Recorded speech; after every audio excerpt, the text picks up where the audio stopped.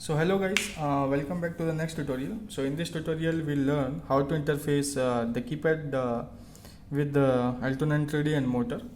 So why we are using this, we can control the movement of the motor with the help of keypad, press the switch. Okay, so there may some chance we need to control the robot using remote or something. So in that case we need to interface the switches first. Okay, so it is quite difficult to show entire things in front of you guys, like how to create the remote and how to control the robot.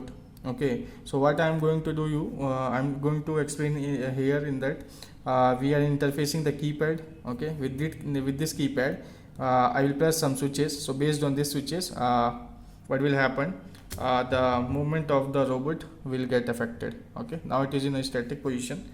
So once I will give the supply, it will start, and you can see how we are. So here this keypad matrix we interfaced with the Altoon 3D, this LPC2148 microcontroller board. This is one DC motor.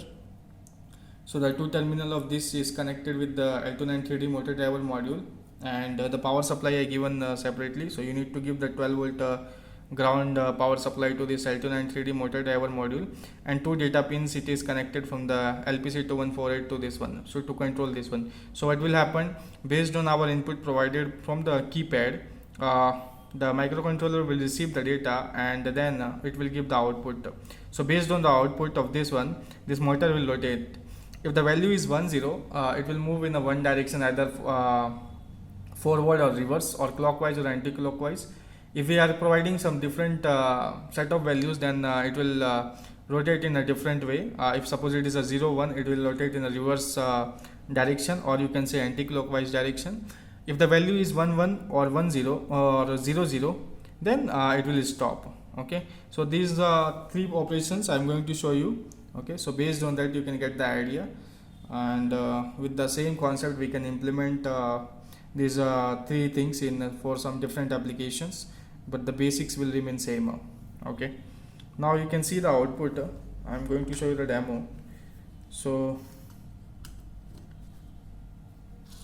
see, if I'll press this one, it is moving in this. Then if I'll press this one, it will stop, and if I press this one, it will after some times it will go in some different direction. After releasing, again I will stop. Then I am pressing this one, then it will move in some different direction. After this one, then I am releasing it will stop. If I will press this one, and if I will press this one, it will rotate in some different directions. Okay, so that's all about this output part.